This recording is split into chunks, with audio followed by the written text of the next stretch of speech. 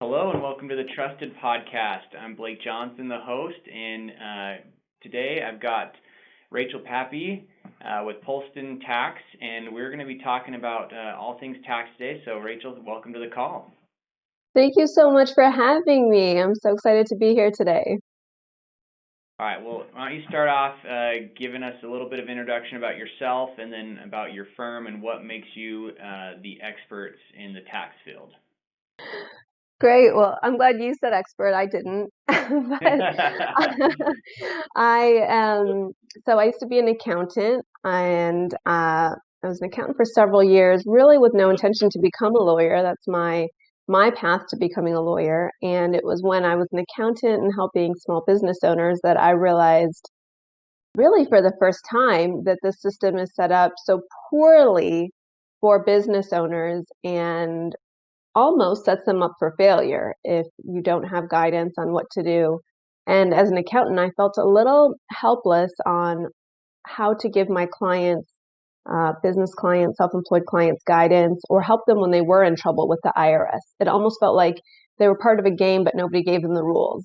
And that led me to becoming a tax attorney.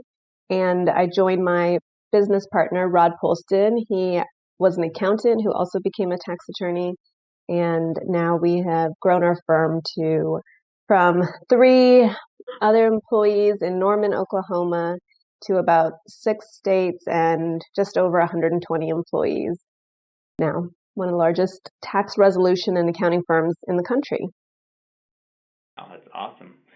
Well, let's dive right in. So give me the 2 biggest mistakes you see people make with regards to their taxes. Just 2. Yeah.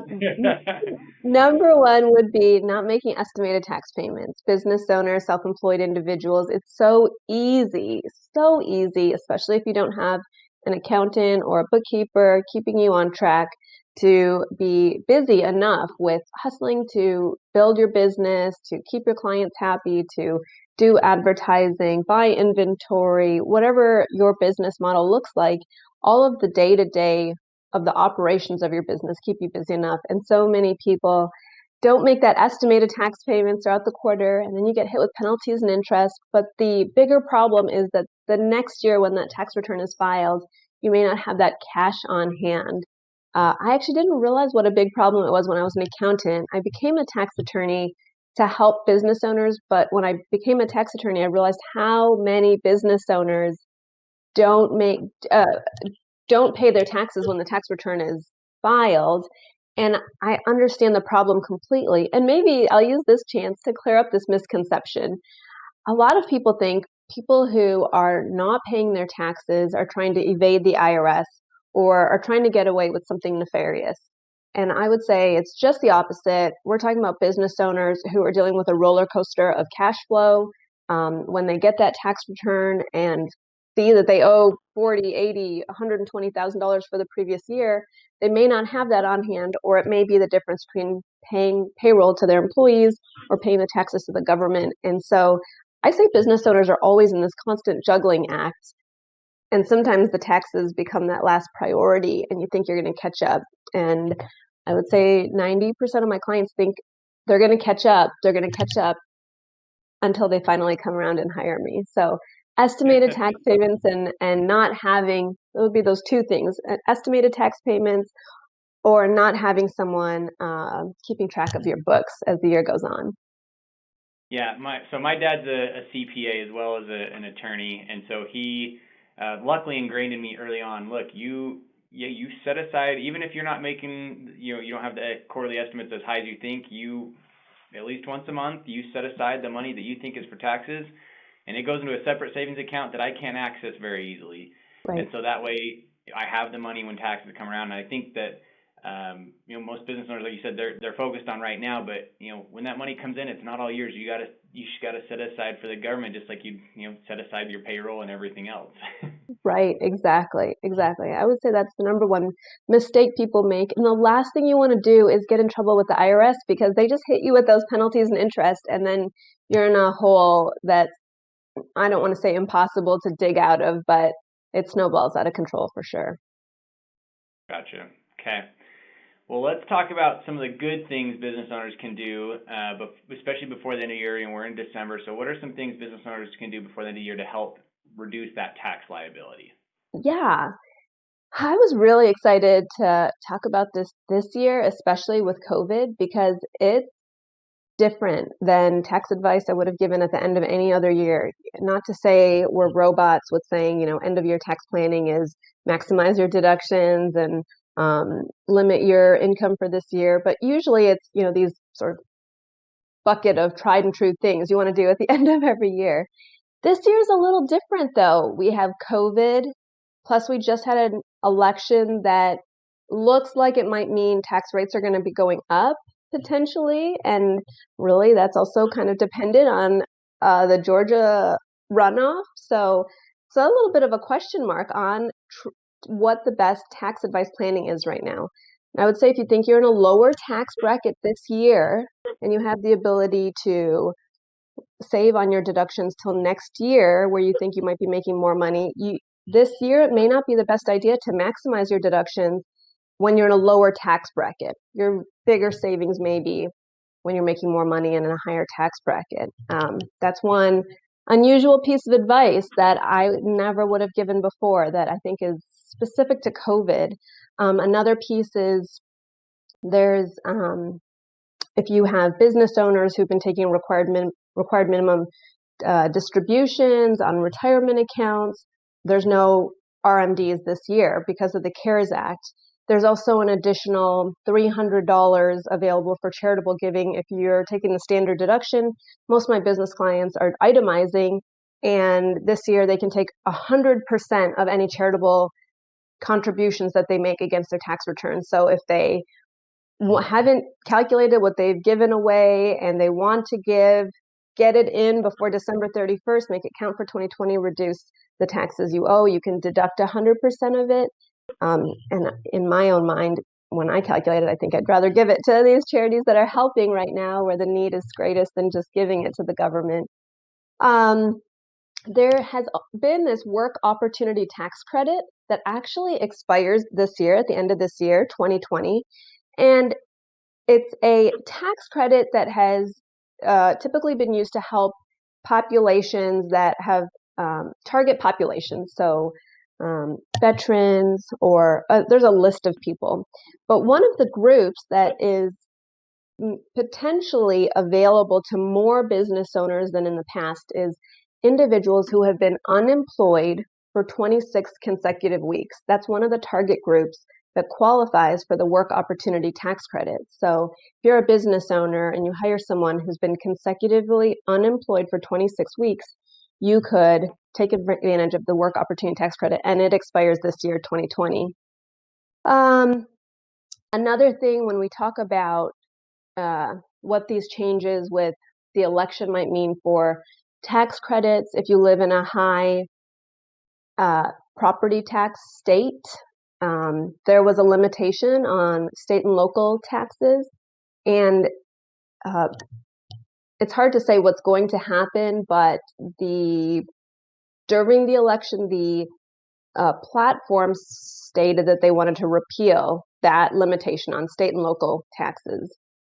So I would say people who are limited this year, it may behoove them to push off everything past the limitation to next year and catch up on their state and local taxes in the event they can recapture more of that and reduce their taxes next year and thereafter. And the most important thing I want business owners to know, and there's just so much I could say, I could really spend this whole time talking about all of the deductions and tax tips, but the expenses that you paid for with PPP loans, there was a court ruling, and I don't know if all business owners are aware of this, but the expenses paid with PPP loan funds are not deductible on your tax return. So if you haven't already applied for forgiveness, get your forgiveness application in before the year ends, number one. Number two, make sure you know what your funds were used to pay for so that you can itemize that for whoever's preparing your tax return or yourself so that they're not taken twice. And three, be prepared or maybe less expenses than you have had in the past because you may have used those PPP funds towards things you'd typically been able to deduct on your tax return, and that may end up giving you a bigger tax liability than you may have expected. Okay, so in the end, yes, you have the funds, but it's really not that PPP loan's not going to be as beneficial as people thought. Well, yeah, it's not taxable. So the PPP funds are not taxable themselves, but if you generated the same or I mean even less income, you've lost all the deductions you would have used for those funds for on your tax return. So you're going to pay it in taxes. And I'm not going to say it wasn't beneficial. You know, we were as a economy on life support, and so we definitely needed an injection of cash. But definitely, business owners, self-employed individuals are going to feel it now, and maybe unexpectedly so. Right, yeah, because that was not made clear when they were giving us loans. Yeah, here, take your loan, and you're not going to pay anything for it. Okay, Yeah. yeah, you're still going to pay back the taxes, which is typical of a government, right? That's that's what they do. That's exactly right. And you know, when I said I didn't realize when I was an accountant the government really wasn't helping business owners, I have story after story now where it just seems like, does anybody have common sense at the government, or you know, can they shoot it straight so that business owners are the fabric of our economy in America. I mean, they keep this engine running, and the government would benefit if they made things more clear and help business owners make more money, and they would pay more taxes, they would increase disposable income. I mean, it's good for everybody. But no, it's just this big bureaucracy of I don't blame. I think that the people within the machine aren't entirely clear on what they're doing. Right, yeah, it's a mess from the beginning, and unfortunately, the people who are enforcing it are trying to follow what it says to the best that Right, they can, and they don't have a lot of leeway there either, which is the unfortunate part. right. And especially this year with the CARES Act, and I mean, there was so many different parts to the COVID tax relief packages, and each one thrown together as hastily as the previous one. You know, writing law quickly is never a good idea, but this year I think it was necessary. I mean, it was sort of the necessary evil, and now we're just trying to sort it out and dealing with the ramifications of what that means. Okay. Well, why don't you tell me about what is the role of a CPA and tax attorney other than preparing and filing taxes? Because I think people think, oh, they hear CPA or tax attorney, it's, oh, either I got in trouble with the IRS, so I got to fight them, or I need to actually file my return. But I know there's a lot more to that. So what's some good advice you can tell people as far as what your role is and how you can help them? Yeah, no. I think one, I think that there is a misconception that you have to be at a certain level of establishment as a business before you hire a CPA or bring on an accountant. And I would disagree. I would say from the outset, you should make sure you're set up properly, make sure you have your entity formation to protect yourself and your personal assets. I mean, that's, I'm speaking to the choir here with knowing how to protect yourself and and doing some good estate planning on top of just setting up your business properly. But that's one mistake I see a lot of people do is they don't think about their personal assets attaching to the liability of their business and not getting set up properly from the outset. And with that, if you speak to a CPA or a tax attorney, they could also tell you how you could reduce taxes just in the initial setup of your entity. So, for example, a lot of business owners that I meet with who are self-employed, who've been operating as a sole proprietor or a DBA, I look at their tax return and realize they could save a lot in taxes by not paying self-employment tax on all this income, but instead setting up as an LLC with an S corp election. And on top of that, this last with the Jobs Act, there was the qualified business deduction, and so that flipped that traditional thought of the S corp, the LLC with the S corp election on its head, to the extent that people may be able to take this QBI deduction and needed to make sure they knew what that was and how to take advantage of it. It's 20% right off your income for a qualified business owner. So those are the types of things that I think it's important for every business owner, whether just setting up your lemonade stand in the driveway to an established business who's several years in, who's had success, that wide range of business types and organizations really should consult with someone. And it doesn't cost an arm and a leg. That's the misconception I want to dispel, is that there's this idea that tax attorneys or CPAs or a monthly accounting fee is going to break the bank and you don't have the money for it. I would say the money that you invest towards that will help you save money, help you plan better, maybe make more money. That would be what I would hope for our business owners, because you're being more efficient with your dollar and you're having someone pay attention to your cash flow. Yeah, it drives me nuts every time I talk with people and they're, I'll just go set up my business myself. I'm like, okay, yeah, you're gonna save a few dollars here, but guess what? You're gonna set it up wrong. You're gonna have to pay me to fix it, and then you got to get the CPA involved, and he's gonna have to file fixed returns or whatever the case may be. And it's just like, you know, if you hire a good person from the beginning, one, you'll be set up correctly, so you won't have to pay for fixes. But also, if they're really good at what they're doing, they will make back 10 times what you're paying them on their tax savings and everything else. Right. Yeah, absolutely. And a lot of times, especially when you're starting, speaking with a CPA or a tax attorney, they may be able to just set you on your way. And it's not an ongoing monthly fee. It may be, here, we've got this LLC set up with an S Corp election. Here's what you need to do. You need to pay yourself a salary, and it needs to be this reasonable amount, which will be something up to or no less than this amount for your industry. And you just pay that to yourself at least every month.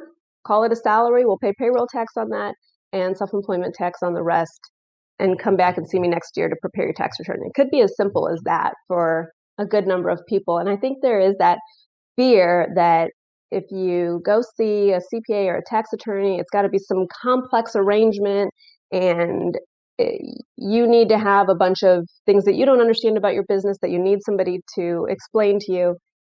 And I would say that's just not the case. There's this idea that it's the big guy that gets to take advantage of the tax loopholes. I don't really like the term loopholes because it's just what the law is, but it does take coming to somebody who knows the law and takes the time to read subsection 2E, part 1, and know the footnote on what the intent was, right? And so then I can see the client in front of me and say, oh, I know exactly something we could use for your business that not a lot of people are using, that maybe that business owner would never have heard of. Yeah, and it all comes back to that value of, you might pay a little bit more, but you're going to get a lot of value out of it. So you said, from the beginning that, people should get their CPA or tax attorney involved. But when should somebody look at maybe switching? What are some of the red flags, or where they see that, hey, this person is just a tax preparer, they're not a strategy person, they're not really giving me that extra value? Yeah. The first thing I would say, the one thing that's very easy to do, as I'll say this as an accountant, as a former accountant who prepared tax returns, one thing that's very easy to do is to prepare a client's tax return the same way every year. To sort of get it set up, to know their business intimately when you first prepare it for the first time, to see things that maybe the preparer before wasn't taking advantage of, and then, I don't want to say put it on autopilot, but not ask all the questions that may highlight how their business has changed. And so the very first thing I would make sure your tax preparer is doing is they should have a fresh questionnaire every year for you to complete. And it might be extra work for you, but that questionnaire is what should tell the tax preparer how this business is changing, what might be different, what conversations we might need to be having about maybe equipment purchases that need to happen before the end of the year or for next year, or ways that the entity could be divided and things like that. So if you have a tax preparer who's not giving you a new questionnaire every year for your tax return, even as much of a hassle as I know that it is, that's a red flag. That means maybe this person's on autopilot. They're not asking you questions. They may not be thinking about how your business is changing and how your needs are changing. number one. Number two, I do think you should look at reviews online. I think that that's a good source these days with as much uh, access that clients have. Although I will say I would take it with a grain of salt because reviews online are not the whole story. Reviews online, everybody is going to have a client who's not ever happy, right? In any industry. And so read reviews online, but also take them with a grain of salt. And then number three, I would say if you have a tax preparer that you feel like doesn't understand your business fully or isn't taking advantage of all that they could be, first have a conversation with them about your concerns. And if you don't feel like they adequately address them or made changes, then I would look at changing preparers. Obviously, I have a heart for preparers, so I'm sort of the opinion, give them a chance, give them a chance. But really, my number one point red flag would be if you have a conversation with them and they don't seem to address your concerns, I think it's time to make a change. Okay. What about, I don't know, for me, like I always look at, if I'm the one who's having to ask them, hey, can I do this? Can I do that? That to me is like, that's not the right person. I want somebody reaching out to me saying, hey, I know your business, here's a great thing that you can do. And I think another question you should be asking is, what are they doing for continuing education? Are Yeah. they are they doing the minimum, doing it all video just to get by, or are they going to conferences? Are they reading the code, like you said, getting involved, reading the court cases to know how things are going to play out, and then advising, sending out information to their clients right away. I think that's a big part for me, is that communication first from them instead of me having to reach out to them on it. Right, exactly. Communication, we're in are we in the communication age? Is that what it's called? But it's definitely it is tricky because we're definitely in an era when we're used to getting instant gratification, right? The microwave, instant gratification, everything's so quick and fast. But that does become tricky when it comes to tax and accounting and the law because, and that would be a piece of advice I would give to clients is you don't want a fast answer. I would say you probably want an answer that's been thought about and researched a bit, which might take, longer than the microwave might. And but that is a good sign, and that means that you have someone who's thinking about your matter, wants to look at what options you have. And one of the problems that I find with tax and the law is it is ever changing, right? Day to day, you have court cases coming out every day with judges ruling one way or another on what the new decision is on how this should be handled. And so staying abreast of that, like you said, is so important. And um, you want someone who's paying attention to all those changes all year long. Okay.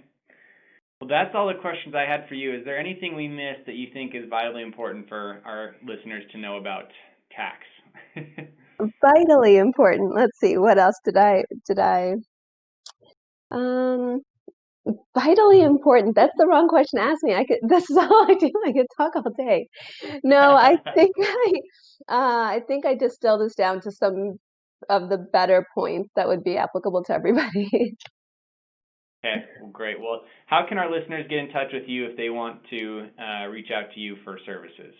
Yeah, you can contact me. You can contact our firm. We are nationwide, and our number is 844-841-8675. We also can be contacted online at clientsuccess@polstontax.com, or you can visit our website at polstontax.com. Okay, and I'll make sure I put that in the show notes so it's easily clickable for our listeners. Well, Rachel, I think there's a lot of great advice that we were able to talk about today, so I appreciate you taking the time and being on the show today. Yeah, absolutely, Blake. Thank you so much for having me on. And my son's name is Blake, so I think it's a great name. Perfect. Yeah, I kind of like it too. Yeah.